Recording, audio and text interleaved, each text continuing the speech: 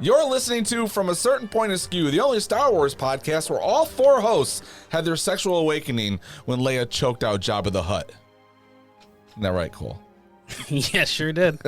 I am Jason, the Angry Ginger Jedi guy. I'm broadcasting live from inside Wookiee Pootie Studios. I am not alone. My neighbor is back. He's in his seat. He's got his headphones on, and he's ready to get choked out himself. He did it to you again, Matt. He put me in the second mic spot. He can't help it. I'm okay with it. Oh, I see what I'm fine with it. I didn't mean anything by that. No, it's all right. He is, yes. Well, he's first chair. Come on, let's be real. I don't even know why I'm doing this. The big hand coming towards us again, the hand of Matt. If you're not familiar with Cole, he's the fastest growing Republican podcast in the New Republic. Also, what is it? You have a new book you came here to discuss, right? I did? Yeah. Eating in and around the outer rim, Tales from a Male Feminist. That's exactly why I never read these show notes, because there's no point. They're so good. I could have, I would have, if I was a good podcaster or a good, apparently temporary second mic, I would have gone through these notes and thought of a good quip to go in here. Well, but you're my second mic while I'm talking about being in Monkey Poo Studios. Then, if you let me finish, on the computer we have both Darth Matthews, number one main man, Matt. Hello. I'm okay. I'm not insecure about my status, so it's okay, Cole. I appreciate it. When you're in the studio, you are the second mic. I knew it was coming. I prepared myself. I'm okay with it. That's interesting, because last time you messaged me in a private DM saying how mad you were at Jason. Can you believe this? It's between us. That's between us. And then we have our buddy Dave, Kyber crystal collecting, lightsaber making, pink robe wearing. What do we call you? Darth Flamingueis. Darth Flamingueis. Darth Flamingueis. And I still have the robe. It's actually hanging in my closet. I don't see it back there. Oh, it's way in the closet. Like way back there. By the way, Dave is not only jumping on mic with us, he has dusted off the microphone and has relaunched his podcast, Podcast Without Bounds. So please go check that out. Dave, you already got an episode out. I did. I'm going to keep it short, 30 to 40-minute episodes this time, just something casual that people can sit and listen to in their car and talk about some good topics and hopefully have some laughs, and we'll see where it goes. Are there any boundaries that you have? The things that you will not discuss? No bounds? No bounds. Absolutely none? No boundaries. No. I want to hear you on that show. On the table. Cole, you want to come on and talk about rated R topics we can't talk about on the show? I'm totally in. Are you saying that this is not an R-rated show? Is it? You can I say forget. Is whatever it an the fuck R-rated you show? want, Dave. Don't care. Whoa, language. Can we talk about Jedi anal? If you want to, I could be an extra special segment later in the show. Did you just ask if we can talk about genitalia? No. Jedi anal. Kind of genitalia-ish in the realm. It's in the outer rim. Gotta use the Force, people. Use the Force. Matt, tell everyone where they can find us. Yes, you can find us from a certain point of skew.com. We're on Twitter at FACPApod. You can email the show. It's not FAPApod. It's FACPApod@gmail.com. Jay. What'd I do? Oh, you let someone astray. I had to correct them so that they could send in. Did I write the wrong thing down in the tweet? You wrote FAPApod. Fapapod. For all those who like to That's fap okay. Yeah. to Star Wars content. That's right. We are part of the Podawan Podcast Network at Podawans on Twitter. By the way, we did not say where Cole can be found on Twitter. Cole, you can be found where on Twitter? Oh, geez. At Neighbor Cole. That's NEIGHBOR Cole. I love it. You always smell neighbors. He is your neighbor. And we can find Dave where? Dave, what's your Twitter? At Dave of Diamonds. There you go. What's your home address, Dave? 209. Actually, Jason knows my home address. I do. He was just here. I've been there. I've slept there. It's a lovely time. I think everyone should vacation there. Oh, I'll be in Texas on you. spring I break appreciate coming up, that. Dave. Yeah. Just so you know. Hey, if I'm here and not in Canada or in the Caribbean drinking beer, you're more than welcome to come. Okay, I won't see you then. All right, on the show today, big stuff here. We're going to do our Mandalorian catch-up. We're going to review all of the seasons of Mando, which there are 2 of them, and we'll probably include the last couple episodes of the Book of Boba Fett. No, we will not. Yes. Yeah, you know what? Now we're going to include all of the episodes of the Book of Boba Fett. Do I still get my second mic veto? Can I veto that? And then we'll go into the Mandalorian Season 3 preview, and we've got in the Maul Bag 1 email and 2 voicemails. Now, the rule is if there's 1 email, we don't read it. So, Are you gonna say that we're not gonna handle these because there's only 1 email? I'm getting fed up. I'm getting fed up with these listeners. Technically, the voicemails, which are fucking awesome, came through as emails. So there's your technicality. We got 3 emails. All right, fair enough. You guys have a one Such a email rule now? complainer. Yeah, I just get because like what's having a Maul Bag? What's the point? You get one email and it's always from one of two people. Thank you for your participation, you two. I appreciate all our listeners. I don't know I was what gonna Jay's say. problem is. Jesus Christ. Okay, look, I'm gonna give you a little insider baseball here. I do this because Grant one time years ago on 7 Days Geek went off on the listeners like, you ain't gonna send anything in, and like for weeks afterwards, I like just emails kept coming in. I was like, well, it works apparently if you just scold them. As you mentioned, Jay. Yeah. So we're not going to do like a blow by blow episode breakdown of the Mandalorian. We've done that before. If you want to go back and check out the old episodes, please do. But I just thought we could go through seasons 1 and 2, and then the Book of Boba episodes, and just kind of like maybe go through some of the major plot points and some of our favorite episodes and scenes and some of our favorite characters and stuff like that. And then we'll get into season 3 and kind of what we think we're going to see, what we want to see. Some fun predictions, that kind of stuff, and then we'll get to the Maul Bag later, because those people that send in stuff, it's all related to the Mandalorian. Okay. So, season 1, let's just do a real quick jump into that. And I wanted to say this right off the bat is that it's no wonder, going back and watching all these, I know not everybody had the time to do so, but I did a cram session. Yeah, I know you did, Jay. You were telling me at work. Yeah, I watched all of them. But the thing is, it's no wonder we fell in love with the show, because like they hit you over the head like right out of the gate. Right from the first scene in the cantina, just felt so like almost original trilogy-esque. And then all the people that they threw at you in the first episode. I was looking at the list. We get Grief Karga, the armorer, and the whole covert thing. We get Werner Herzog, who I fucking love, as the client. We get Dr. Pershing. We get Dirty Stormtroopers. We get IG-11, who I think is one of the best droids ever. We get Quill. And we get a sniff of Grogu at the end. That's just in one episode. We get all that stuff. So they just blast us right away and hooked us. And like one of the best openings in a TV show, like going back and watching this, just like, you know, everything you're going to get out of this show in the first 5 minutes. You know, I'll bring you in warm, bring you in cold. Just eradicates everyone in the fucking bar, saws one of the guys in half in the doorway, and then just puts down a puck. Like, I just whooped all these guys' ass, and he's like, thank you. He's like, oh, and I'm here for you, by the way. I love it. I loved it. You had a hard time with this, though. The ice planet, too, out of the gate, you know, where he walks to a ship way out in the middle of the lake and stuff. Like, it really sets the tone. It was incredible just watching that whole sequence of events. Well, and he comes across as this cold-blooded killer. Yes. You know, from the start, and then, of course, over the course of the season, he turns into a fucking, you know, goes from like reluctant father to this like softie. Becomes a softie. I didn't struggle with it. I mean, it's just, I don't know if like rewatching some of the stuff. Just it seemed kind of clunky-ish to me in a few spots. I don't know why.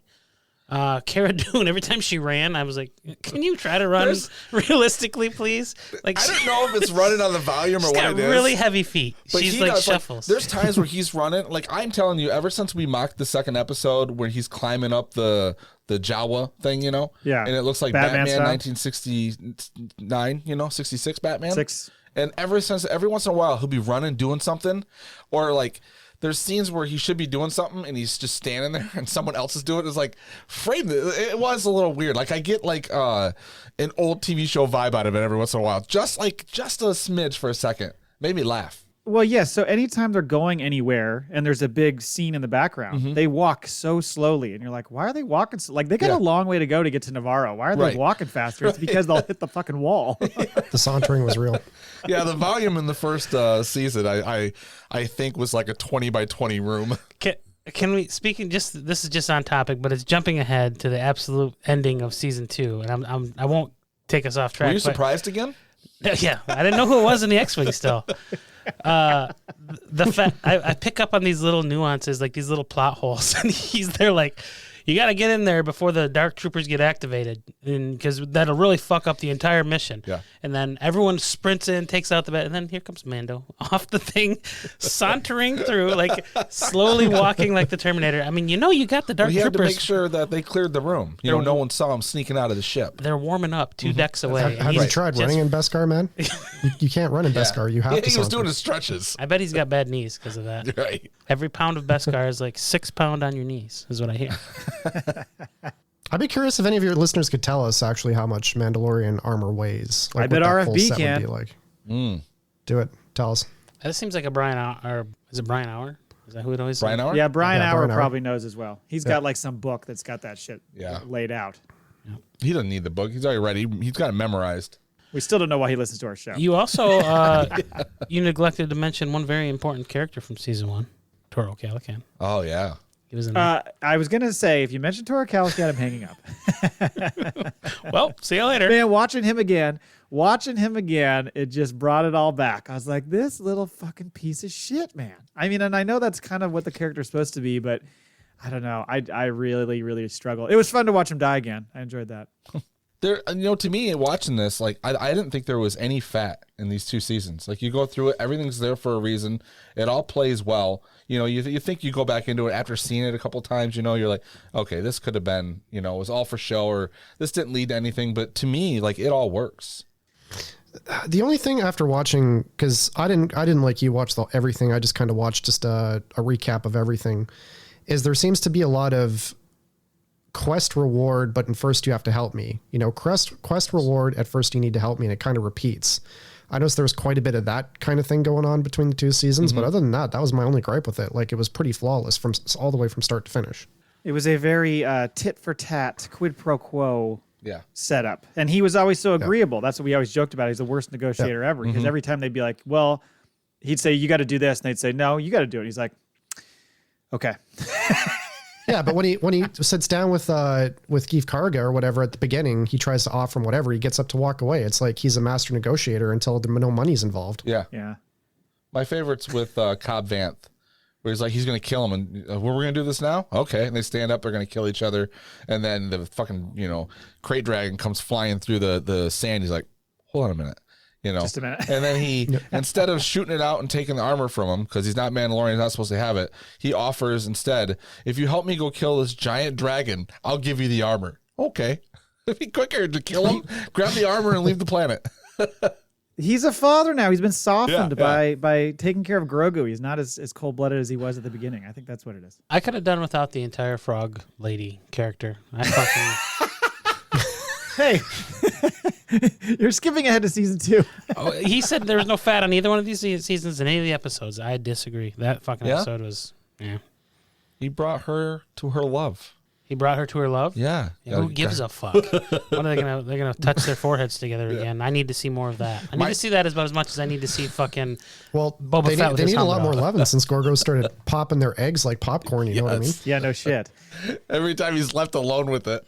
There was an interview, I think it was part of that Empire article. Amy Sedaris was talking about all the stuff she does with Pelimoto, and she was like, she basically says Favreau would like come to her and go, hey, by the way, in this scene, you need to speak frog. And she's like, well, what does that mean? He goes, I don't know, and then just walks off. She's like, so when she's doing that, like, yeah, all that stuff, it's all just her like going, I don't know what the fuck to say here. Her improv skills are on point. Yeah, but I do like how they gave us a lot of mix of the familiar with the new, like they gave us Jawas and shit like that, but they would give us an Ugnaught who we just think of as like piggy guys on Cloud City, right? And personalize it and make it like a character out of it. So I thought that was really cool the way they did that, because you could have easily, I mean, like Andor went in a very different direction, but with this they wanted to kind of bring you in with the familiar, but also like dig in a little bit deeper on some of these people, which I really thought was cool. When did we get Baker Mayfield? Was that season 1? Yes. You get him in the Prisoner episode in season 1, and then again in the second season. The second season episode, that's one of my favorite episodes. It's fantastic. Absolutely. Yeah, that wasn't episode 4. That was episode what? Chapter 6 was the Prisoner. 6 was I was going to ask you guys what was your if you had to pick a favorite episode of season 1, what do you think was your favorite? Was because for me it's tough to beat the start because the first episode's got so much stuff in it. Yeah. But is there another episode that you guys really dug? I really like the episode where when he brings Grogu in and then he doesn't know what they're going to do with him and he can't leave the planet. So he goes back and he just like whoops everyone's ass. That's just a sweet ass scene. Really shows like what he's capable of. Like one on how many, I thought of Cole during that sequence because he actually fries a stormtrooper with the flamethrower. He actually used it and it did something. Yes. So I've thought of you on that. It's a lot of flamethrower. Oh yeah, that's one of his favorite tools. I would have to say I didn't like the egg hunt one where he has to go and take Grogu to the rhinoceros. Suga. Oh, that's the second episode. Yeah, that wasn't my favorite. I liked the Rancor, right? No, not Rancor.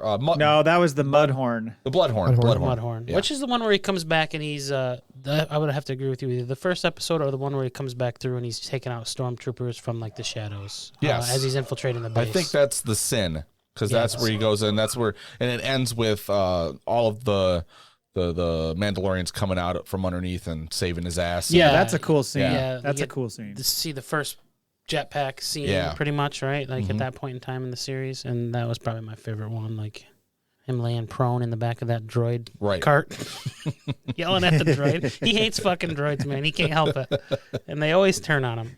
What did you think, Dave? What was your favorite episode of season 1?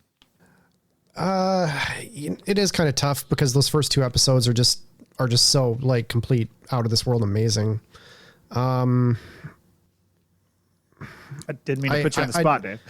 I know. I'm sorry. I'd have to say episode 2 and episode 8. You know, 8. The season finale was just so huge. You know, we had the muscular Italian rowboater in the R2 unit that guided them along the lava river. Yep. Right, on the gondola. On the gondola type thing, you know, that was pretty cool. We had the death of IG-11. I can't remember his name, the IG-11, but his creator. Oh, Quill. Yeah. Quill. That was a tough one, man. That death scene hit hard even the second time when I watched it. I was like, oh, man. It did really hit hard. And then, you know, you have the introduction of Moff Gideon. Right. The Dark Saber comes in at the end, which was just like a huge drop. Yeah, that was like, remember that? That was like, oh, shit. It was a great way to leave it off because when you saw that thing come through, you're like, no fucking way. You know, for those, because we've all watched the animated series and stuff, you've never seen it in live action. To see that was cool. And I think Gideon's a cool villain because he's just kind of this calm, like calculated, almost Thrawn-like villain. Yeah. And I really like that a lot. Yeah, and he's still old school, or like he thinks like the Empire's doing everything for the right reasons. Yeah. Even though he's sadistic at the same time, but he's like, you know what, this is we're gonna handle things this way still. If we have learned anything, that's the Empire is very hard to get rid of. Whether it's the First Order, the Empire, or whatever the New Order, what the fuck they're doing this week. Yeah, I mean, of course, I like Grief Karga, aka Beef Cargo. Yes. He's just, you kind of can't trust him. He's definitely got a Lando vibe because you kind of can't trust him and you're not sure where exactly he lands on things. Yeah. And he ends up being good in the end. He's also, I love it because there's a scene where I think it's after he returns the child and he goes back to him and is like, what are they going to do with the child? Like, you know, he's worried about it, Mando. He's like, dude, quit worrying. You got all this dough. Like basically, like, go have a rub and a tug and have some fucking spice. Like, go crazy. Party, yeah, it's man. like his character development really is because of Mando's, you know, like as he grows, he kind of, he shoots him and leaves him for dead. And then, you know, he brings him back and he's got a whole plan where he's going to kill him. But then because of Grogu healing him, you know, he's like, wow, we were going to kill you, but we decided here's what's really happening. Let's do this. And, you know, they sort of build a friendship. So you're right. Watching it this time, I guess I didn't realize the first time, like going through episode when we were discussing it, like how shady he was, you know? Yeah. And you see more of it when you just burn through it. You just see his development. And yeah, there's a reason why I think they kept him around. Actually, you know, another fun episode, I'm trying to... Oh, I'm sorry. That's the second season. The one where they go storm the base on Navarro. And you sort of know, we get a bigger glimpse into, there's some cloning involved in this series. Right. Mm-hmm. Yeah, let's get to that in a minute. But one other thing I was going to say about Grief is, do you think that Mando knew, because he knew he saw him put the Beskar in his pocket, that was the place to shoot him? I don't know, because up until that point, it's not like he had any problem fucking just slaying someone if they were in his way, you know? I think it was dumb luck on the both parts. Yeah, could be. I thought he was going to get saved by one of those pucks or whatever, the trackers. But it was the Beskar. Yeah. Fucking, if we've learned anything about this, anything in the series, it's that Beskar is. It's the joke that I think I made at the time. It's like, why don't you make the whole airplane out of Beskar? It's like indestructible, the Beskar. Well, I'm sure Brian or somebody can enlighten us, but wasn't that like the whole Mando Jedi Wars that happened like way ages in the Republic was when I think, I'm going to butcher this, but just from my brief Star Wars knowledge, where they went to war and it was a brutal fight because, you know, Mandalorians have the ability to resist lightsabers essentially. Like, I think it was developed specifically for that purpose. Something that could prevent lightsaber, you know, or even if you want to dig way deep in the series, the Clone Wars, remember when they put Maul in that coffin type thing in Mandalore when they transport him and she says, this is the last one we made. Yep. Oh, right. I forgot about that. Yeah. It was the whole Con Air episode. I don't recall that at all. Well, so season 2, I think they certainly kind of switched a little bit from, okay, like we've done everything, we've established everything in season 1. You got the lay of the land, you know who Mando is, like what drives him now. You've seen all these other characters that we've been introduced to. Now we're going to just absolutely fucking smash you over the head with a bunch of new characters and a bunch of cameos and basically just make you blow your wad. Because that's how season 2 felt for me. It just felt like every week they were giving us something huge. And I was curious about that. Like, how did you feel comparing the two? And we can get into season 2 a little bit more, but how do you feel comparing the two to each other? Because I think some people felt like it was really great, like kind of the early stages and getting to know them and having it be kind of this more obscure stuff versus the season 2 where like they kind of gave you everything you wanted. Which do you prefer? Well, some people say it was fan service. I don't look at it as fan service only. Like all of it serviced the story, and it was like, and it gave us more of like, it put us into the world more, like you were saying, we got a lot of new, but we're in a space where we kind of recognize things, and this just put us more into it. Now we're seeing things intertwine. I mean, it is sort of like unbelievable you're going to run into anybody in a galaxy, at the same, but take that out of it. Like, I think I don't have an issue with any of it. Like, even like the Luke Skywalker shit, I think was fucking, as crazy as it was, like watching it again, I'm like, who else was really going to show up? Like, this is the best thing that could have happened. Plo Koon. Well, that was the original plan, right? I know, or at least what they told people. Well, I think it's mighty ambitious when you look at what they're doing with Luke Skywalker in the series, because they're putting him back into a show in his almost original form. Right. Through like CGI and deep fake technology, which is absolutely incredible. I mean, some of it, you can still tell, but that's kind of ambitious because obviously Mark Hamill's not getting younger. They could have easily done like, hey, this is another Jedi that survived Order 66, but to actually put the Luke Skywalker back in and have him have as much screen time, that he's had, and even in Book of Boba Fett and that. Yeah, he has a lot just insane. in Book of Boba Fett. Yeah, in the season finale of season 2, it's the lips. It's watching his mouth move. That's the part that gets like uncanny valley. But once they get to Book of Boba, they improved on that so much because he's like moving around doing all this stuff, and it doesn't look that off-putting at all. Not compared to what it was in that first. I was watching it this time. I was wondering if Disney went in and updated it, cleaned it up. Yeah, because you know how they took out the jeans guy. And there were. I was gonna say, I looked for the jeans guy. Oh, jeans guy. In there. Yeah, they pulled that out like the week it aired. Yeah, that's too bad. He's probably one fired shining and moment. working in Iceland now. Yeah. So what were some of your favorite episodes from season 2? Obviously, we know that Cole does not like The Passenger. I love. What were some? Go ahead. Oh, I was gonna say I love the Siege, episode 4. Well, chapter 12, but it's episode 4 where they are back on Navarro and they're going to the that's the hidden one Imperial where base. Yes, and they've got it's like that run down the canyon. It's like they're running down the canyon, and then like they're facing off against speeder bikes, and then they got the TIE fighters coming in, and then you got like fucking beef cargo in the back trying to like an old guy trying to work Facebook. He can't get the gun to. You try to do this thing, and he's punching buttons like with one finger. I love like how he's getting what's the Mithral's name? I think they just call him the Mithril. Do they just call him that? I love how how would you like 10 years taken off your? Okay, he's like, no, I'm gonna add 300. Like, that's fucking all he does. Okay, he gets out and gets. Well, I'd rather sit in the car. He's a Mithril bully. Yeah, it's a bully specialist. It's like sort of like he doesn't like the guy works for him. I get, but like it doesn't seem like he's there for anything but for him just to be an asshole too. Well, I think I forgot about this the first time that he said that he worked for him before he was a bounty. I didn't realize that. But the funniest part of that whole episode is when Mando walks in and he neck farts. Yes. Yeah. Here's his back tube. Oh, I almost shit myself when that happened again. What about you, Dave? What was one of your favorite episodes of season 2? Ahsoka Tano. Yeah. Yes. That whole episode was just pure fire from start to finish. Everything about that. I think that was was that the first one written by Filoni? Say it again? The first one written by Dave Filoni, I think. Filoni? Yeah, Filoni? I think it was. Yeah, I'm just giving you shit. I think it was the first one written by him because Favreau writes almost all that shit. So I think that was the one that he was like, well, this is your character, so you take it. Yeah, and pure fire. Also the crate dragon one in episode 1, just because like as a kid, I think I mentioned this before, I used to play Star Wars Galaxies, and we would actually go hunt crate dragons in the video game, like spend hours just to capture them for their pearls to sell them on the black market. So it's kind of cool to see that like put in the, the actual series. I heard you used to get caught spanking your crate dragon meat.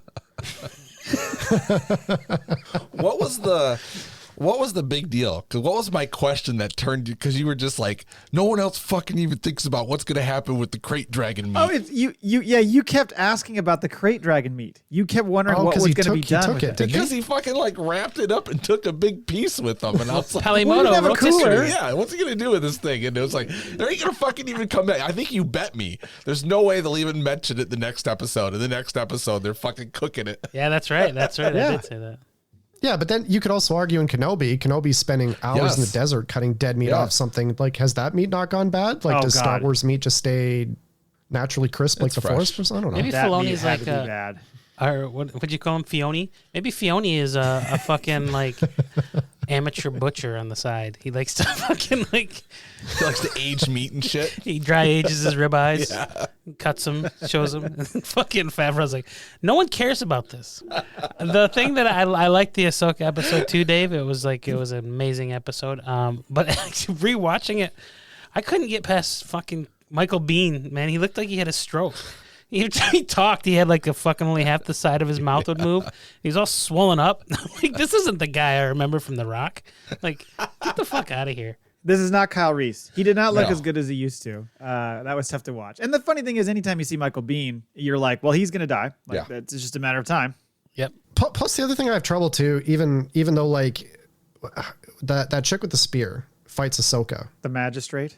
Yeah, who arguably has one of the best Jedi trainers in the history of Star Wars, seems to have problems with her, ends up losing one of her lightsabers, if I remember correctly. Hopefully it's wonderful. Ahsoka loses a lightsaber, yes. So do you think she's just out of practice? Do you think... No, this chick was like nothing to be messed with. I think it was trying to say like, if she, what is she, second to Thrawn? So it kind of says how good Thrawn's going to be, even though he's not a Jedi. Which was another crazy name drop too. Yeah, for sure. No, I did not see that coming, like anywhere, for her to be like, where's Thrawn? Yeah, because 2 episodes prior to that, in the Heiress, which I also thought was a good episode with the Mandalorians and the Quarren and all that shit, Bo-Katan drops the Dark Saber chatter and then says, go see Ahsoka Tano. And you're like, holy shit, they're doing it. You know, like, even though you kind of know it's coming, it was kind of cool to hear.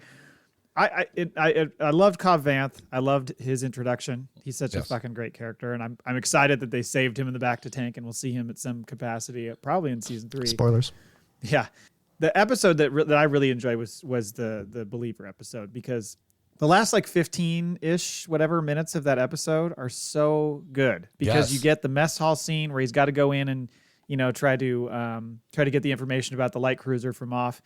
Has to take off his helmet, and then but the scene with Bill Burr sitting there just like clearly like in pain, listening to this fucking asshole spout off about all this, what do you say, cheers to the Empire and all that crap, and he just goes boom, and when he shoots him, Bill Burr looks like, oh shit, like I just shot him, like I don't think he even realized what he did.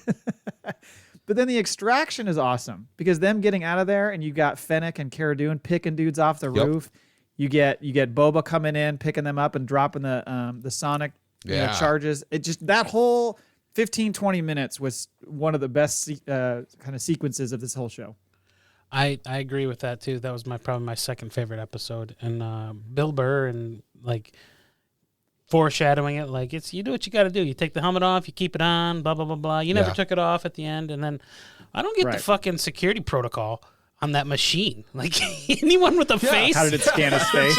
I was thinking the same thing when I watched it. I mean, our Android phones and our fucking iPhones, you got to use your face to get onto it. But this machine has got the coordinates. The system where you're flagged, you could just use it. Some fucking random toddler goes up there, gets coordinates from Moff Gideon's fucking nuclear reactor, Alpha Navarro. It was the scan just to go, yes, you have a face. Like, that was it. No. You're wearing a mask. No access. Denied. Oh, my God. That was funny. We also lost the Razor Crest. I know. Rest in pieces. Which I got to say, one of the only things I don't like is we lost that ship. And yeah, I know we'll talk about it with the Book of Boba Fett. He gets the Tatooine ship. The Naboo Starfighter. But it's not as cool as the Razor Crest. It really isn't. Oh shit, Boba's? Yeah. No. He doesn't like the Starfighter. The ship from Mandalore. Oh, the Naboo fighter? The ending of the Book of Boba. Don't get me started. I can't wait to get to it now. Don't get me started. Going back and watching the first appearance of Boba Fett. Yeah, how fucking awesome he is. That's probably number 3 on my list of the Yes. episodes. And he fucking just PVC pipe flying everywhere. Yeah. Fucking killing everything. And He is a mean fucking bastard. And I'm watching him just. Full on Remember, beast remember mode. when he hit that stormtrooper with his gaffy stick and you saw like the helmet shatter? Yes. Like Yeah. that was just like, this guy's savage. Right. And that was before he put the fucking armor on. Yeah. Anyways, Yeah. from what you started with until what we fucking ended up with, it just made me mad all over again. But it was so fucking great to see him being a man for about 5 seconds in that show. I mean, the last episode is pretty sweet, just because you get, of course, that last sequence that just kind of, I think, shocked us all. And I still remember watching that in my dining room and like going like, they're not going to do it. They're not going to do I it. know. And like, fucking, they did it. Couldn't believe it. Cole thought the same thing. They're not going to do it. Well, they did it. The camera shots on him walking through was so fucking good. Like you get the low bottom And the right music? angle. The music, Well, like the way they tease it, because like that's part of it, was like the ship shows up and you're like, okay, who's in the ship? And then you see the dark cloak. Then you see the fucking hand. No, first you see the green lightsaber. Then he's holding the saber out and you see the black glove. And like every little tease, you're like, this is fucking Luke Skywalker. But yeah, holy like- shit. I remember Yeah. I'm standing up on a couch like I'm fucking Tom Cruise, man.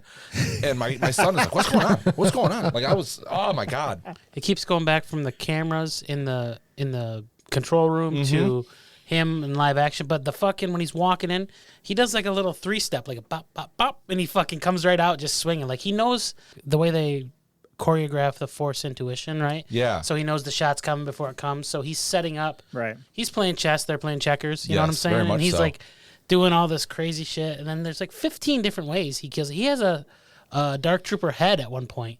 Yes. And I don't even know where he got it, but he throws it at another one. It hits that one in the head and it knocks him down and kills him. I'm like, Jesus. But that was just masterfully shot. Real quick, I know you were going to say something, but that reminds me of when Ahsoka's out there in the woods just slaying everyone at Yes. the beginning. And she's got both sabers. She cuts through a tree to kill somebody, and another one's running at her. So then she uses the Force and takes the stump in the middle that she cut and chucks it at the dude. And then the tree falls, hits it, and falls over. And that was a badass choreographed move. Like whoever thought totally about that was pretty. I loved it. Yeah, the whole look, that whole samurai look to the Jedi episode was so cool. It was a very beefy season. I mean, they just gave us so much shit every week. Yeah. So I'm wondering how the hell they're going You to think they can piggyback on that for season 2. Is your worry like they can't trump season 2 for 3? I hope they don't try. I hope Okay. they just, they want to just continue the story. So not like, oh, we got to one up it. We got to like go over the top again. It does feel a little bit like they blew their wad a tiny bit in season 2, but I think that they can kind of adjust. Hold on. What? No, you said, I just imagine Donald Trump as a Mithril in season 3. Oh God. I don't know why that popped into my head. Like, Trump? What But is he's got to be red. Oh, yeah, the fucking red. The bounty puck's put down. That's not me. Do you know what character isn't going to have any development in season 3? Cara Dune? Cara Dune's not going to have any character. Oh, hold on. I want to wait on that. that. Let's get to Boba Okay, Fett first, okay. because I got that as one of my questions. Okay, for but you. hold on. I want to okay. ask, what did you? Okay, so the last episode, did you have any complaints about all the women going through and kicking ass? Are you asking me? Yeah. I was the only one who defended the women during that fucking, what movie was it? Endgame? Yes. And it was the girl power scene. Everyone, I think Chris and Kristen were shitting on it on their show. And I was the only one. No, I thought it was good. Okay. Fuck you, man. So Castigate you're me. all in favor of that one Mandalorian taking out Boba in the bar? Oh, what's her face? what's her name? Sasha Banks. Shit. Yeah, but I'm forgetting her character's name. It's like Sky Wolf or something, or Wolf Trapper or something. No, What Wolf was it? Trapper. Axe Woves is the dude, and her name is like, I can't remember her name now. Wolf Trapper I'll is think of Filoni. Filoni. Yeah. Filoni. Yeah. All right, let's get into Book of Boba Fett. Let's just rip the Band-Aid off, Cole. Yeah. And go. Go ahead, guys. Go ahead. Now, the rumor was that it was going to be Mando season 2.5. Like that's kind of how they threw it out there at one point. So it shouldn't be totally shocking that he shows up midway through the season and it kind of goes in that direction. But I'm wondering what your guys' favorite episodes were of the 3 that he was in, because the first one is so badass. His arrival, that scene in the fucking meat shop. Where he's slicing dudes up and having troubles with the Dark Saber, and then him going that cool planet that was like circling with the light shining down. That was kind of sweet. And then the whole thing with the covert and finding whatever that guy's Vizsla's name is, and then the armor. And then I just love the fact that it's like, did you take your helmet off? Yeah. Well, you're out. Back to Mandalore. Really? Fuck.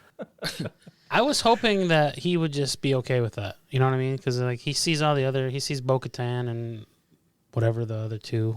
What is it? Axe-Wolves? Axe-Woves? Woves? Is it with a V? I think it's Woves. I think it's wolves. Wolves? I don't know. I'll look it up. Whatever. He sees all everyone else getting the fresh air all the time. You think he just wants to be like, you know what? Fuck this. He was raised like where it's just, I'm wondering how that's going to carry over once they start trying to put the Mandalorians they said together. That they were like the extremists. Yes. Or whatever. They were the, like, she's like, oh, you're one of those. Right? Well, there's a line in the trailer for the season 3, and she says, your group, you were the beginning of tearing us apart or something like that. And when it all happened, what's she saying? She says, and where were you then? I think she says your cult. Yeah, your cult. Yes. Mm-hmm. Yeah. Dropping the cult line on him. But that's showing, like, even though, like, because he's like, we're scattered all over the universe. So to me, the theme of this season is, like, it's all Mandalorians. Let's get Mandalorians back together, whatever. But, like, it's not going to go as the way he wants to. No matter who ends up with the Dark Saber or the leadership, whatever, like, it just seems like there's going to, I'm wondering if the armorer is even going to, like, stand up. Like, she'll be against it. She seems a little too hardcore and not willing to budge on the rules. She's very hardcore. Yeah. By the way, it is Axe-Woves, and it is Koska Reeves is character. So, okay, so of those 3 episodes, though, you got the episode that was directed by Bryce Dallas Howard. We're big fans. Where it's the return of him. That's also where he gets the Naboo starfighter, which of course Cole is not happy about. Does it feel a little bit like his midlife crisis? Like he goes from the fucking minivan to the sports car? Is that what bothers you? Because I was thinking he's probably happy now because now he's not going to have to like tote a bunch of fucking Grogu's kid friends around. He's not going to help anybody move. He's got the smaller, sleek, subcompact. He's sports got a Honda car. Civic. Yeah, but he hasn't put the kid in baseball yet either. So once he does, he's got to go back to the van. But then the other episodes the second one was the one where we start to get we get Cobb Vanth, and that was pretty fucking sweet. Or, excuse me, Cad Bane. Yeah. Cobb Vanth. Cobb Vanth was in it too. Gets blasted, and then you also get the last, of course, episode where it's all out war. So, Dave, what do you think? What were of those 3 episodes? What was the one that kind of stood out to you? The ones that the Mandalorian was in the Book of Boba. I'd have to say the first one because it was just so unexpected to see him back in there, kind of. The second one is the one where he goes and sees Luke, and you see R2, you see Ahsoka, Grogu. Yeah. Like that to me is like you didn't expect that again. Like again, you're like shit in your own hand. Like how are they doing all this? Once again, they keep topping themselves with like stuff showing up, like when Luke pulls out Yoda's lightsaber and gives him that ultimatum or that choice. Mm-hmm. Did he? That was pretty cool, to see Luke establishing his whole Jedi training thing that we see burning to the ground in episode 8. Well, you see it in 7. Yeah. I didn't watch the... Did we see it? Oh, yeah. Okay. I didn't watch the 3 from Mandalorian or from the Book of Boba Fett. No surprise. I refuse to, rise the view count. So when you watch the season 3 premiere, are you going to be like, how the hell is Grogu back with Mandalorian? I remember most of it. Did he make the little chainmail shirt out of the Beskar staff? Yes. Is that what he did? The leftover. Yes. Leftover. Yeah, he has the armor. The armorer made that for him because she said she asked about the Beskar and how he defeated Gideon, and he said I used the Beskar spear, and then she says, well, that's Beskar's not meant for weapons; it's meant for armor. So she gave him the Mudhorn insignia, right? And then he said he wanted. I think that was earlier. That was earlier. Doesn't the Beskar? Didn't she make him smelt it down because No, because he made the whistling eagles or birds out of fucking Beskar in the beginning. So they can use it. Yes, he made those a while back. They can use a weapon. That's a weapon. That is a weapon. I guess that's true. That's a good point. I think it is a weapon, but you can't cause ultimate destruction with it. I think she made him melt it down because couple you shots? can kill another Mandalorian with it, right? Wasn't that what she said? That's what it is. Yes, right. That could be correct. Yeah, I think you're right. Because it would go through Beskar begets Beskar. Yeah. You really get somebody with that. She said you could pierce Beskar armor with it. You're right. So now we need a Beskar lightsaber. I didn't even fucking watch it. How's that feel? How's that feel, boys? Look at that. Good memory. Good recall. Yeah, total recall. I still want to know if Cad's alive. He's alive. I think it was really cool they put him in there. It kind of sucks. It kind of sucks they killed him, to be honest. After, we finally get him and then they kill him? Yeah.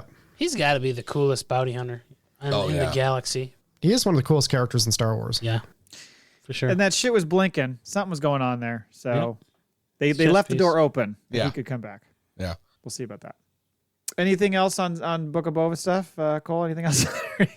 Foreshadowing in the episode where they're fighting in the bar, where the toxic masculinity of Tamara Morrison gets away from him, and he's beating up that, what's her name? Trapper Wolves? What's her name? It's not Axe Wolves. Sasha Baron Cohen. What's her name? God damn it.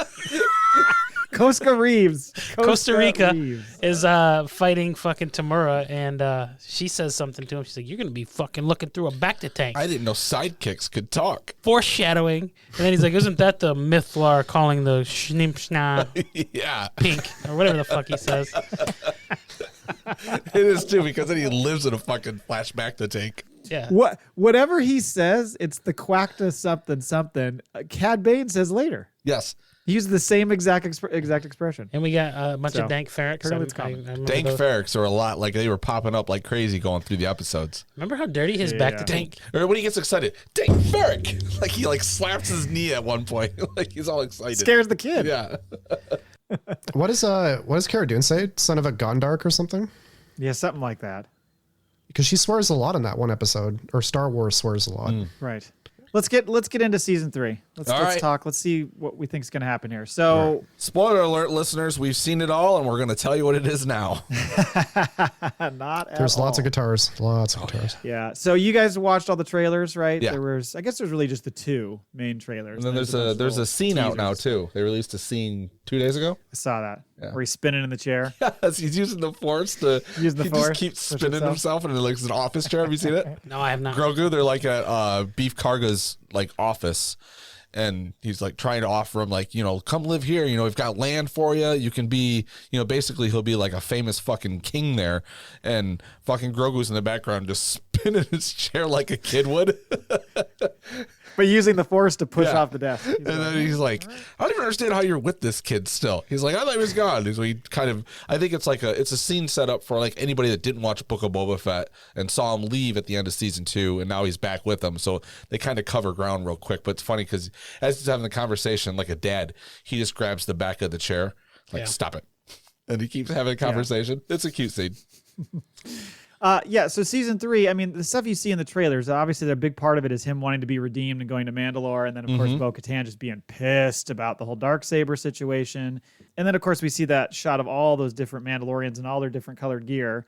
So it made me think, okay, so is he trying to unite all these Mandalorians in some form? Is this part of his penance to go bring all these Mandalorians together? I was trying to figure out exactly what's the meaning behind that scene. Yeah, I don't know, because I don't know. He doesn't strike me as the kind of guy who wants to be a leader, but I'm wondering if that's some of the character development. It's he just kind of grows into that role.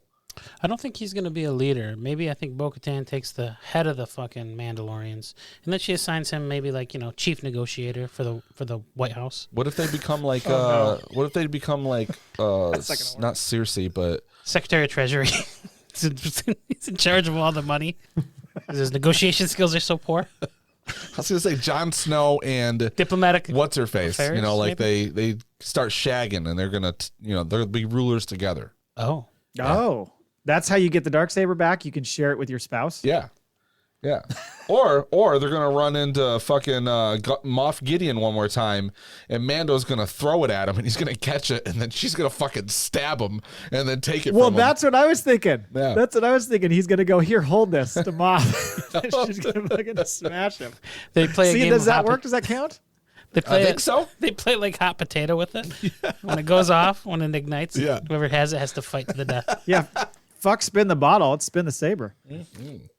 They also in that they're in those trailers. You see, Dr. Pershing is going to be fully in place, so we're going to get some cloning shit, which is nice because I mean we've gotten little tastes of it here and there. We have an idea of what they're trying to do, but not. You think he's still working for Moff, or is he? Because you get the impression, like at least in this, like he's got a little bit of power, right? Like now he's doing this for. I don't think it's definitely like he doesn't want to kill Grogu, but I think he's really interested in whatever the fuck he's up to. Do you think they're trying to create Force sensitives that they could have be like an antagonist in a future season against Luke and Ahsoka?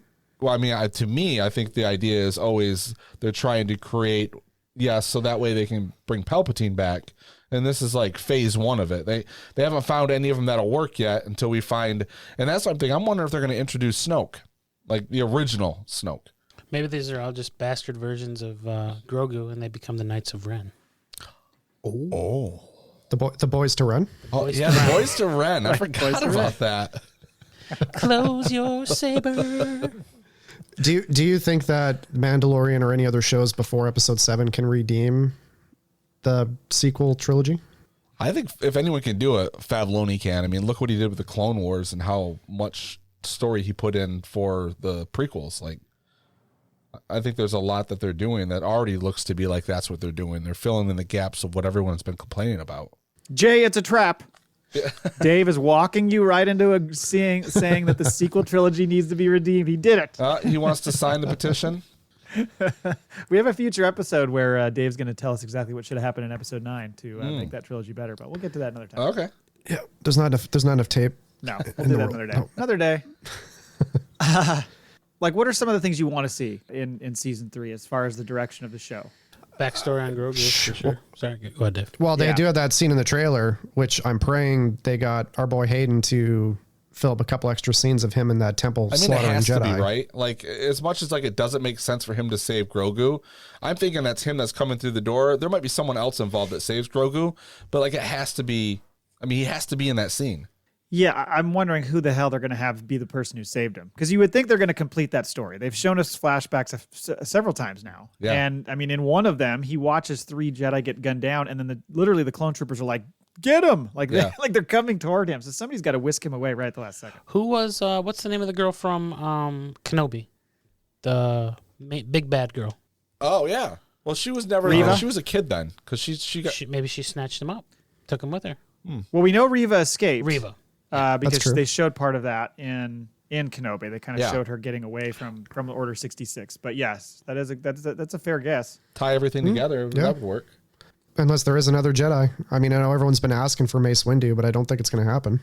Yeah, I don't know. It's a tall ask because I mean I know we'd love to see more of Sam Jackson. He wants to do it. Lightsaber goodness. He does want to do it, but like. Can you really make that work? Yep. Would you guys really like seeing that? I've done a whole episode about how it's going to happen. I don't remember any of my theory, but I know that we had a 20-minute discussion about it. It's a good one.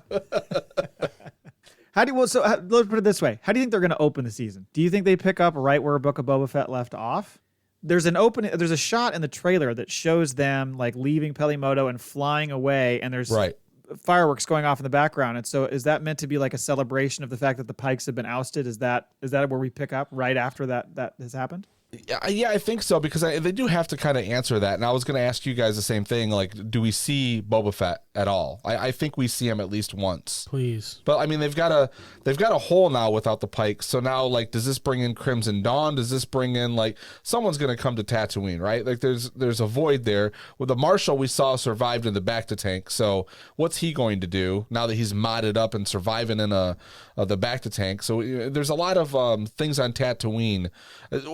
If there's got to be a whole episode spent there. This isn't just him leaving and Pelly saying bye and the fireworks. If it's the same area, that's the end of the episode. You think so? Oh, okay. I see what you're saying. Yeah, I would imagine we're going to get some taste of Boba.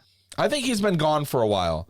I think Boba's been gone because when he comes back and, him and Grief do the handshake and the whole city's Butamus now, like, we got to have a little time that's went away. So that way, the Mason work can get in there, Whether you believe it or not, Right. there's screws and bricks in Star Wars. Yeah, I think you're going to see some wrap up to that or whatever, some exchange. And I would think you would see Cobb Vanth in some capacity. I'm also wondering, because Moff Gideon, so Giancarlo Esposito's made comments about how like his character has a big role in season 3, but you haven't seen one lick of him in the trailers. So I'm thinking, okay, one, I'm all for it because I really like him as a villain and all that. But how do they bring him back? Are they going to literally show how he like escapes, who helps him get out, whatever happens early in the season to show how he gets back out and is operating again? Because I think, or is it just going to be exposition? Like, oh, somehow Gideon escaped. Yeah, somehow. No, it's going to be like one of those episodes where, Mando has to break him out because he needs information from him.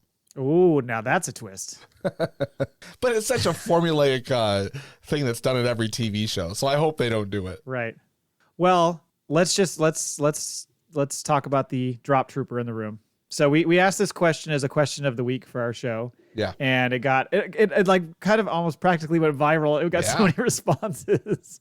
People had a lot of opinions about it. And that is do they reference Cara Dune in any way? And is she still alive? I think there's going to be like the bones of her body next to the IG-11 memorial. Like they've got both of them up. Ah. They could go either. I could see them going either way because you could basically never bring her back. I think for the character's sake and for maybe people that have come to like her, maybe people that idolize her character, I think they need to give her some sort of send off, whether it's she died heroically fighting something, she retired with a villa. I don't know. It's such a touchy thing to happen. What happened to her, how she just got canceled because of the things that she said and did with Disney. Well, they can be very careful about the way they handle characters and kind of whatever you want to call that, letting them ride off into the pasture. I would not be surprised if they said she's off doing stuff for the New Republic as a marshal or whatever. Like I would not be surprised if they just kind of made a reference to that. And then I think that's the smart way to do it. She's there. If anything ever happens down the road, she can come back rather than just being like, oh, here's her corpse. We've had a lot of fun like jokes about that over the last year of different ways that they would just. My wish is that she just like episode 3, she shows up. Fucking just drop the ball. Yeah. Like the fucking everybody loses their mind. Explode. Oh my god. Oh, I'd be so giddy. She's the one. She actually gets the Dark Saber for a temporarily, and then Bo kills her. What are the odds of the Daily Wire hacking the feed and getting in, like doing an anti-abortion fucking message in the middle of the broadcast? Oh God, that'd be funny. I think they're gonna bring Mayfield back. And he can kind of fill her role, even though I think they do need like another female presence. I'm not sure what they'll do, but I want Mayfield to come back. Like I think he's like he was a character you didn't expect to be as good as he is, right? Especially after the second time we saw him. Like I know he kind of went off into the sunset. They let him go off and do his thing, but I would like to see him show up again and kind of be part of the team. Yeah, the episode he was in Prisoner, he was good in that episode. But like huge jump in the second episode he was in as far as the weight of his character and all the stuff he was saying and the things. It was a big step forward. Mm-hmm. So I would be surprised if they didn't utilize that somewhere down the road, whether that's this season or season 4. But I would imagine he's going to come back at some point. Do you think we're going to get any other like crossover people that we haven't thought about? Like, well, I mean, Ahsoka has before. Do we get her back? Do we see Sabine, Hera, somebody like that? I think we see both of them. I think we see Ahsoka and Sabine. It would make sense for Sabine for 2 reasons. One, if they're putting Mandalorians together, maybe she's with a group of them. And also, if he's got the Dark Saber and he's trying to learn how to use it, she's used it before. So she could, the training cycle continues now with her training him how to use it. Yeah. And then, like at the end of the episode, the beep, beep, beep, and Thrawn shows up or something. And she's like, we got to go. Do you think actually that Thrawn breaks Gideon out of prison? That could be. Now, that would be something. But do you think they're really going to introduce him in this series? I would be surprised. No, I don't. I think you might hear more maybe about one of his him. handlers. Yeah, I don't think you're going to. Yeah. It would. No, I think that needs to be saved for Ahsoka. That's a big moment. Yeah, I agree. Because I'm wondering if they're even going to show him. We'll do our Ahsoka preview down the line, but I wonder Right. if we'll even see Thrawn in that first season or not. If they'll just have them be this like looming presence the whole time, like Luke was in Force Awakens. That's why they haven't announced his casting, because they didn't even. It's like Luke Skywalker at the end of Episode 7 shows up. The whole movie you're waiting to see him. That's the end. Well, so I have a terrible confession to make. Oh God, I never finished Rebels. you didn't? I've only seen 2 seasons of Rebels. Oh my God, Dave! Watch the seasons 3 and 4. You need to get Purgle on that. are rolling. The I Purgle know, are I know, just I know some rolling key over in their things that graves. happen, but I guess the question that I have is like, from the bit I've read about Thrawn in books and stuff, like, is he fully like diehard Empire? Like after what happens, because I know he gets sucked into hyperspace or something with those beings with Ezra. Purgle. Like, would he stay loyal to the Empire and come back and fight for them, or would he go back to his people or something? That's a good question, because you're meant to believe that they are shot out into the unknown region somewhere, which is where his people are from. Yeah. So that's possible. I don't know how they would have him play that, have him coming back. I just can't believe you haven't seen those last 2 seasons. They're very good. They are. I mean, especially just to watch it all wrap up. It's definitely worth it. You got to get on that shit. He comes back All in right, touch I'm sorry, with nature. I failed you. He comes back to like a real animal, pro in touch with nature, like a big hippie. It will make the Ahsoka series better to watch if you can get done with the Rebels. I think I would try to watch it before that comes out. It wasn't necessarily a bad show that stopped me watching it. I can't remember why I put it down, but I just never went back and finished it. It's Unfortunately, good. It's good shit. really It's my good, favorite yeah. animated series. Let's see. We talked about the Dark Saber, Din's Ride. Let's see. What else did I have here? How do you think they end season 3? Because we know season 4 is coming. It's actually been written apparently by Favs. He said as much today or yesterday. Are we going to see Grogu and Mando separated again, or are they together? You know, does Mando get that redemption in the eyes of his cult? You know, what happens if he gets redeemed and then the next day he takes his helmet off? He's like, fuck, I got to do it again. Like, can you just keep redeeming yourself? Is it almost like going to Back to the pools. like It's like going to confession at Catholic Church. You just got to say 10 Hail Marys and 5, Our Fathers, and you get your spot back. R2 sprinkles some holy water on him, and he's all set. I feel like he's going to give up that part of it. Like, whatever's going to happen, he's got to let go of that. He's gonna escape the cult. Yeah, I think so. His decision when he gets around all these Mandalorians, and there's 150 of them in a room, and they're all drinking spatchka, and he's standing in the corner like a fucking wallflower with his helmet on. He keeps lifting Hey, it just nerd. enough to get to his mouth. Drinks a bowl. He's got a straw. Get over here, nerd. Take your helmet maybe off. it's the Stay a story of the while. family that raised you versus the family that actually loves you or something. Yeah, Oh, I like that.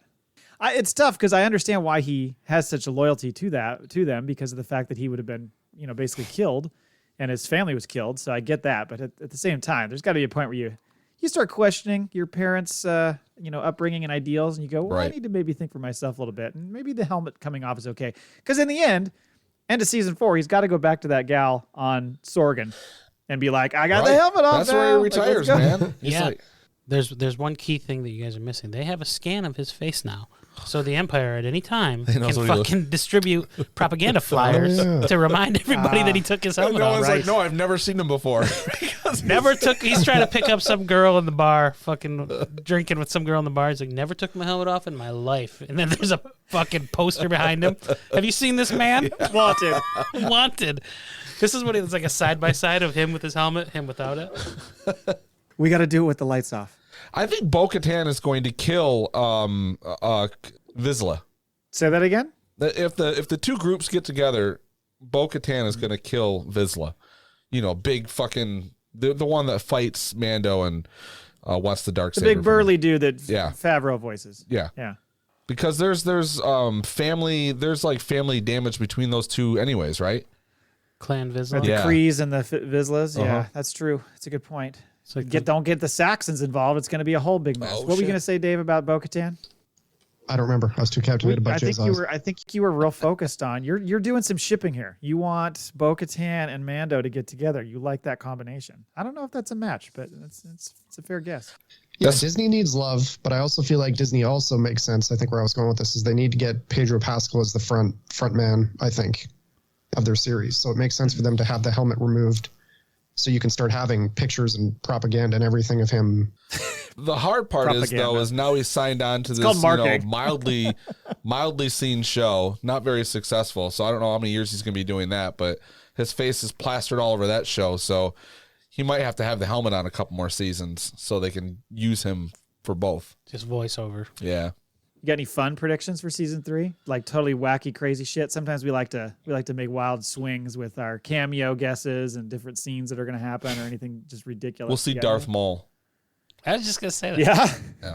I think we're gonna get a C-3PO or Jar Jar Binks at some point.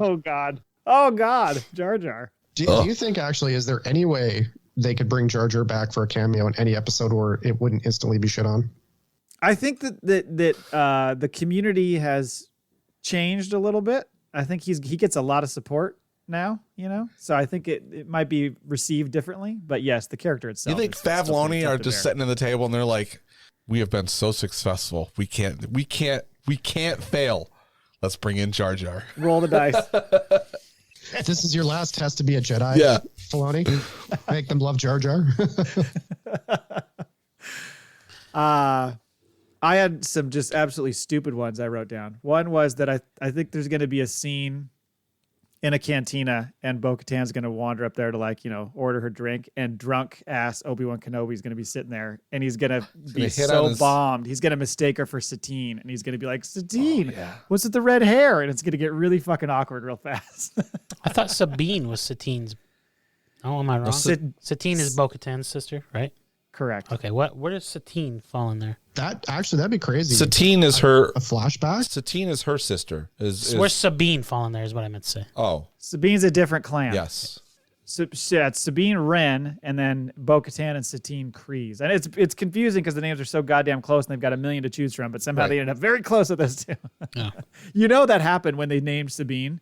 Ursa's her mom named Sabine, and whoever the Kryze parents are like, really? I mean, we have Satine already. Why are you naming her Sabine? This is fucking bullshit. You just changed one letter. What were you going to say, Dave? Just a flashback episode. With Satine? With Satine, Obi-Wan Kenobi, and Katie Sackhoff. Because there's too many damn names we're throwing around. I can't. Well, the thing is like a lot of people haven't seen the animated stuff. So if they want to go back and tell through flashback, like the story of the Dark Saber or something, you could have all that, right? You could have, you've got Ahsoka, Darth Maul, Kenobi, they if they go back and show that in live action, I will fucking jizz everywhere. Yeah. Fuck you. All right. The gauntlet has been thrown down. And then Dave's got to come on the show and be like, I forgot my mom and dad were in the room when I was watching it. It got everywhere. It's like sand. It's everywhere. Any other predictions? Come on, Cole, give us a prediction. I think they're going to do a flashback of when Padme was super shocked when Obi-Wan told her he was killing children, and Padme, not Anakin, after he fucking slaughtered a whole group of children on Tatooine. I refuse to believe it. Children. No way. And they're like, it flashes back. I killed them all, even the children. Oh yeah, there's a pattern developing here. Yeah. I literally told you. I said it. I admitted it. I never put that together before. I gotta give credit where credit's due. I saw that in a meme. But yet, literally, he told her. Yeah. And not just the men either, the women and the children. I think we're gonna see Palpatine. You think we're gonna see Palpatine in this series somehow? Yeah. The only thing is, Ian McDermott is getting older, so they got to utilize him as much as they can. Yeah, that's true. That would be quite a leap to put him in this series. So, a couple things. First of all, for the Maul Bag, thank you to everybody who sends this stuff in. Every time we get stuff like this, I'm always just like, this is so awesome because we're a fairly small podcast, and the amount of listener feedback we get is amazing. So thanks to everybody who sends stuff in, except for this guy though. Fuck him. Just kidding, Mike. Oh. Laborn! 3 of us are kidding.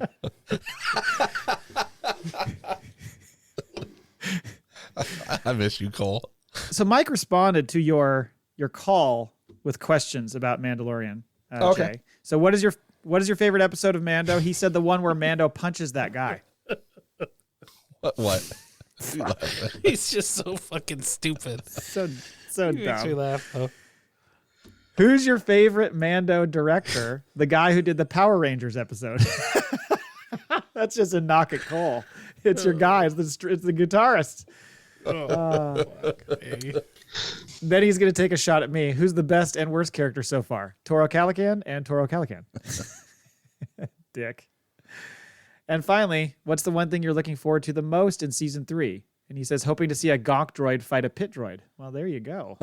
What the fuck is this? Kind regards, producer Mike. You guys elevated him to producer status? He's taken to calling himself producer Mike these days, just mostly to just piss off Jay. Oh. Okay, I have some audio to play. Let me Oh. make sure I got the right one. Got a couple audio submissions here. This first voicemail is going to be from Hyperspace Heroes podcast. Hold on one second. By the way, if you want to do any sort of stop, if you want me to stop the audio at any point, let me know. Hold up your hand with a big, stop in the name of love kind of sign. Okay. Here we go. Good evening from a certain point of Askew gang. This is Brown Leader from Hyperspace Heroes podcast. And I can only speak for myself out of the crew, but my favorite thing about Mandalorian series is that it brought back something familiar. When the show first aired, it brought back to us a familiar world, but with new characters. So it was you get that familiar feel of the existing universe, but with all new characters, which is what we've wanted for a long time. Great minds think alike. And I personally resonate with the father-son relationship between Mando and Baby Yoda. Love that. And dynamic between the two of them, the clan of two. I've even got the Mudhorn symbol on my car. Hold on. He's got the Mudhorn on his car? He didn't earn that signet. That fucking armor is going to chase him down and smash his face to bits. Yes. Hey, You're here's fucked, another. man. Here's another cool one. Why don't you buy a Nissan Rogue and then put 1 after it? Ooh. That's a good move, actually. It's just been... Sorry, there's random been person some I'm shitting on. originality to I the don't know who you show. I are. love that. And they established the whole first season without relying on saga-era characters. And they established a show that was fresh and fun. Just fun. And it was the first time, watching that first episode, it was the first time I had that feeling in a long time of being a kid and watching those original movies. So I'm a Mando stan all the way. Will admit it. Love it. Can't wait for the new season to come out. And I hope we get just a bang up of a season. All right. Yeah. That's what I've got for you guys. And may the force be with you. And also with you. All right. Thank you very much. Great email. Voicemail. Voicemails are kind of fun. What was Hold his on, let name? me get another Brown Leader. Brown Leader. one. Brown Leader from the Hyperspace Heroes podcast. I go, what was his name? I look at the screen. I've got Cole yelling at me. Brown Leader. All right. One more. Voicemail number 2 is from Wade at Records of the Republic. Here you go. Wade. Hey, Jay. Hey, Matt. Hey. This is Wade with Records of the Republic. What's up? And I'm just chiming in on the discussion of Mando and what my favorite part is so far. What's my favorite episode, maybe, as we get ready for Mando season 3. And I definitely have to say it's the Believer episode. Fuck yeah. Where Din Djarin and Mayfeld are behind enemy lines, and essentially Mando comes to this fork in the road where he has to determine whether he's going to take his helmet off to save Grogu or keep it on and adhere to the creed. And I think that's a huge deal. For me as a dad, I look at it and relate to it. What are we willing to do for our kids? I think it just that hit me emotionally. Obviously, Luke showing up at the end of the last episode of season 2 was phenomenal, and I was very excited to see that. But in terms of just from an emotional point of view, it's something I can relate to. Seeing Din come to terms with the fact that, yeah, he may be betraying his creed, but he's not going to betray his kid. That's a big deal to see that So appreciate what you guys do. Look forward to hearing your episode and many, many more. As always, may the force be with you. And also with you. I'm looking forward to them like aging Grogu like when he's in his teen angst years. Like, you know how they did with